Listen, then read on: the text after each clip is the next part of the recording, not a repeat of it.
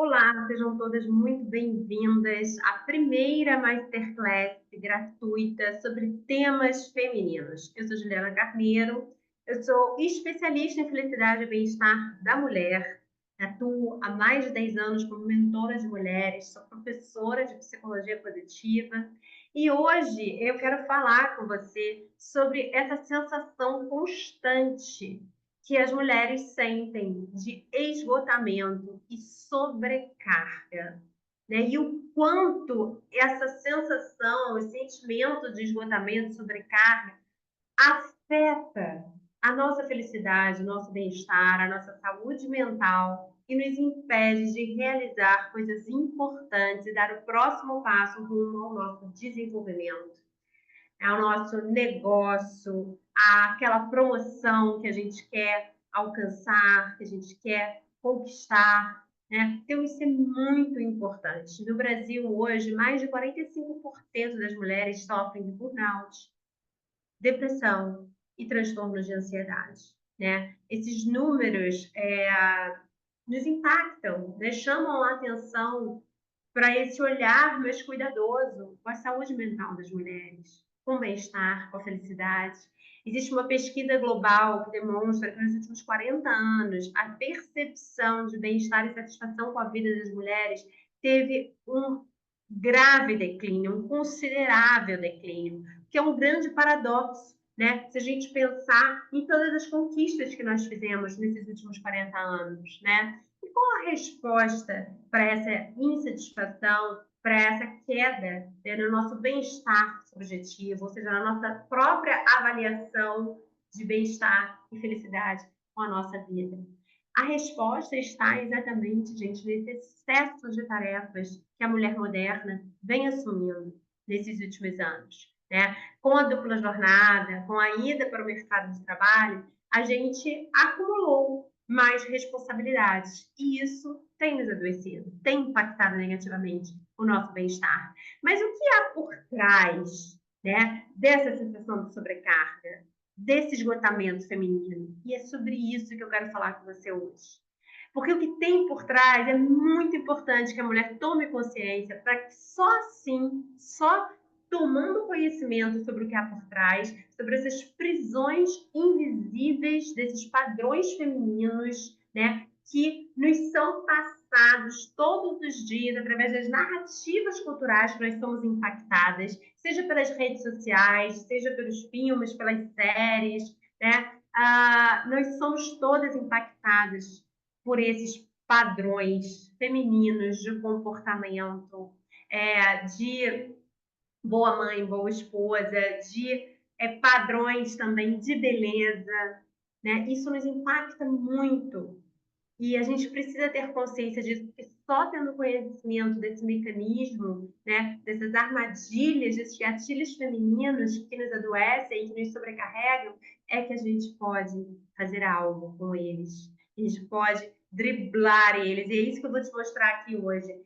Quais são esses padrões para que você tome consciência disso e depois estratégias para que você possa realmente driblar esses padrões para reduzir essa sensação de esgotamento, de sobrecarga feminina e abrir espaço para cuidar de si mesma, para se conhecer, né? Para dar o próximo passo, realizar coisas significativas e importantes para quem você é, para o que você quer. Então vamos lá, vou compartilhar a tela com você.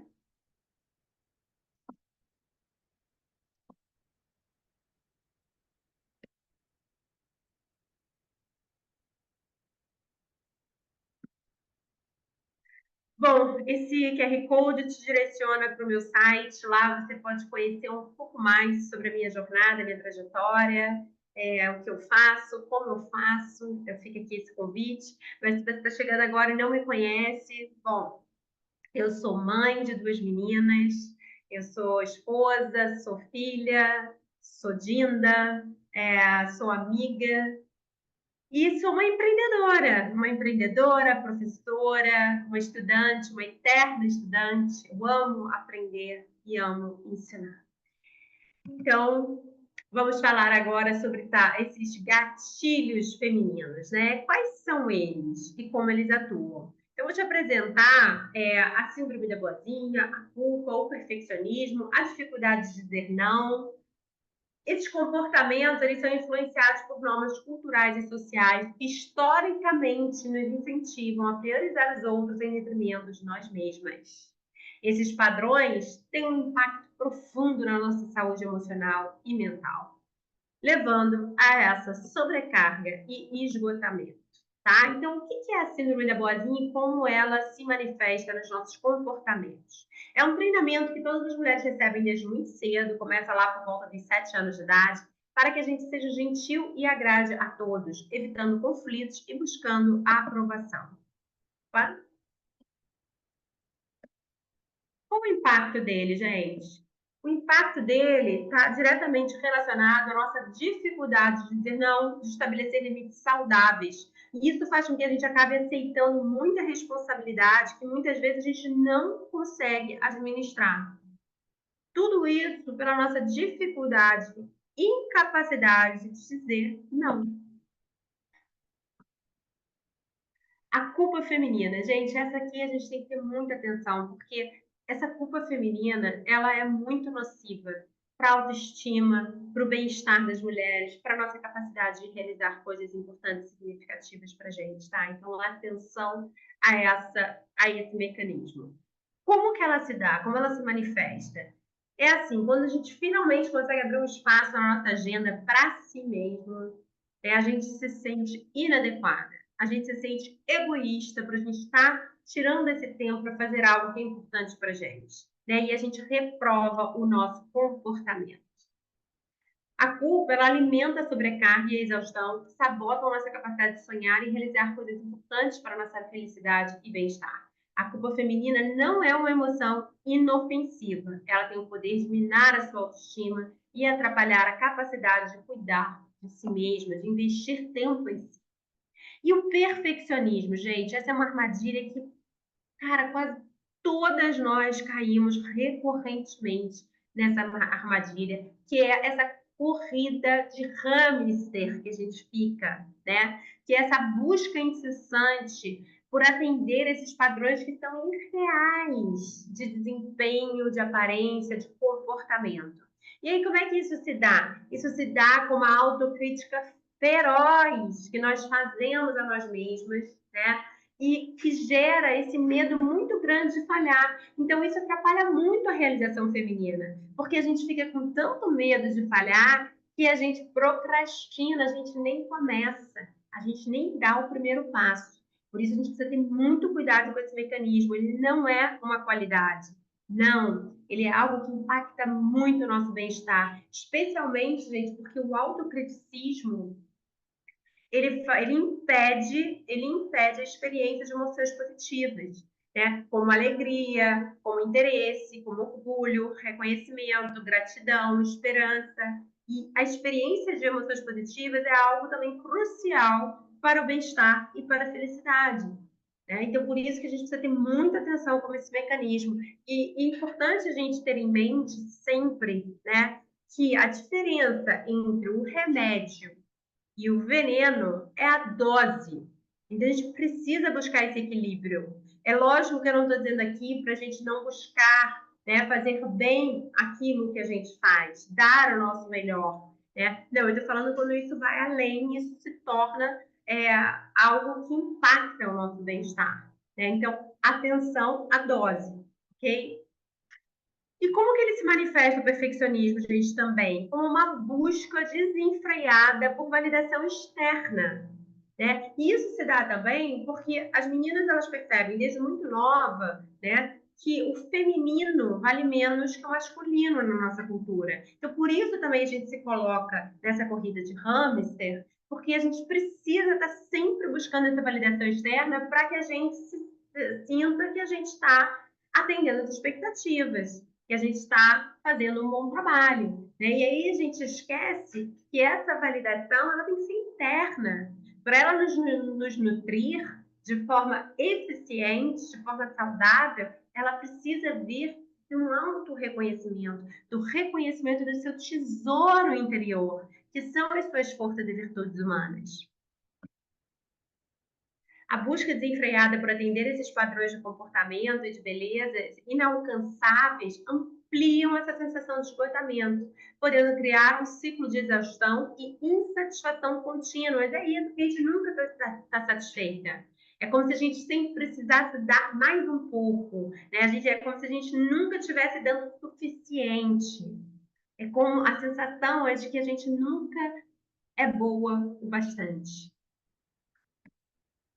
Dificuldade de dizer não. Como que essa dificuldade, que está muito relacionada a essa síndrome da boazinha, como a gente viu lá no início do encontro, como que ela atua? Ela faz com que as mulheres assumam tarefas além da sua capacidade, aumentando a sobrecarga física e emocional. E gera também ressentimento e desgaste nas relações. Sim, porque a mulher com essa dificuldade, ela tem a sensação de que ela sempre faz tudo para todos, né? Mas que ninguém faz por ela, né? E não tem como, ninguém mesmo vai conseguir fazer igual, né? Porque essa sensação de desgaste vem também de um impacto na nossa lealdade interna.